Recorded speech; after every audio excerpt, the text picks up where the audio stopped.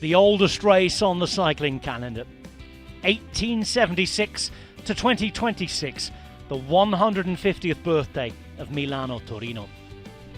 But it was the 106th edition of Milan Turin that's had pauses here and there. And this race now a spring one, with Tom Pidcock, Primož Roglic a former winner, and the rest turning up to race. Beginning in Lombardy, just outside of Milan in Bro, and heading all the way to Turin. The finish in the last couple of years has returned to Superga.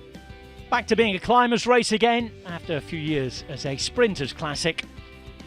This is a classic finish, and on its 150th birthday, a very special day. A sunny start then in Lombardy, heading to Piemonte, and 144 riders on the start list. The first hour was ridden at lightning pace, as most races invariably are now. It took almost an hour for 6 riders to get up the road. They were Milesi, Ferron, Comrade, Biogoro, Pietro Bon and Mer. The maximum gap they get would be about 1 minute and 50 seconds. But it was all about pacing to getting into Superga and the first of the 2 climbs on the 176-kilometre race. Red Bull Bora Hansgrohe alongside UAE Team Emirates and Pinarello Q36.5 were the teams that did most of the work, but it was a real fight for position that gobbled up the last few seconds of the breakaway's advantage. Milesi the first to lose contact, the 3rd division rider from Biese Carrera going at the bottom of the first ascent of Superga. XTS Astana would take it up, looking to help out Fortunato and Ulissi, before Red Bull Bora Hansgrohe with the team to really lift the pace. Andrea Pietro Bon would be the last survivor of the breakaway. And it was towards the end of the first ascent of Superga that he'd be reeled in. Just after the maximum 14% gradients, we had the first big attacks as well. 20 kilometres remain when Primož Roglic, winner in 2021, decided to go on the march. He was one of a number of options for Red Bull Bora Hansgrohe, who also came to this race with Giulio Pellizzari. Pellizzari would follow on a little behind. Other names reacting, including Alex Cepeda of EF Education Easy Post, Tom Pidcock and Kian Uijtdebroeks racing again for Movistar, his new team. Those 4 came together before being joined by another smaller group over the top. And 12 riders were suddenly at the front of the race. Jan Christen leading UAE's charge. And 3 riders for Red Bull meant tactical flexibility. They played a card with young Adrien Boissy allowed to go away on the descent. The former mountain biker would take over 20 seconds of a gap.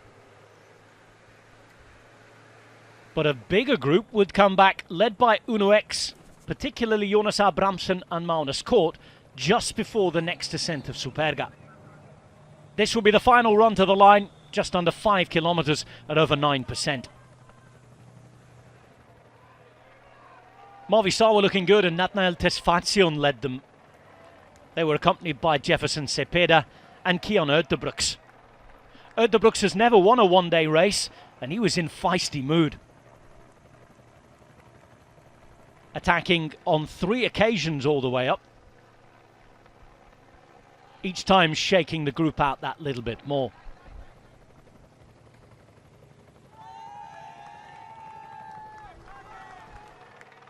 Uijtdebroeks going again with 1.5 kilometres to go. Pellizzari distance here, although he'd been dropped and come back on a couple of occasions. Alex Cepeda had his opportunity for EF Education Easy Post again. And Primož Roglic was part of a group of 5-star riders taking it into the final kilometre and a bit. Rog would go again. Uijtdebroeks for the umpteenth time. The battle, though, was resolved with around 600 metres to go. Tom Pidcock making his debut at the race. Attacking, surveying a gap, and extending it to the line. Tobias Harlan Johannesson was doing his best to follow. Roglic wasn't too far behind either. But with this view suddenly on our screens, Tom Pidcock was confirmed the winner. 150 years of history. And on the race's birthday, it took just one attempt for Tom Pidcock to come and win it. His first one-day win since he won the Amstel Gold Race a few years ago. Victorious ahead of Johannesson, who moved up from third last year to second this time, and the evergreen Roglic, always there or thereabouts. His teammate Pellizzari was fourth, and Kian Ueterbrooks an exciting fifth for Movistar, who are just getting to know him. A handshake between two stars of the game, and Tom Pidcock with victory for Pinarello Q36.5. He's the first British winner since Mark Cavendish.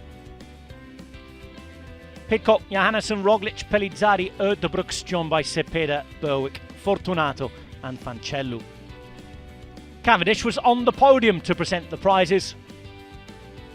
And a stellar day for Pidcock, who builds up to Milano-San Remo, a race you can watch live and on demand on TNT Sports and Discovery+.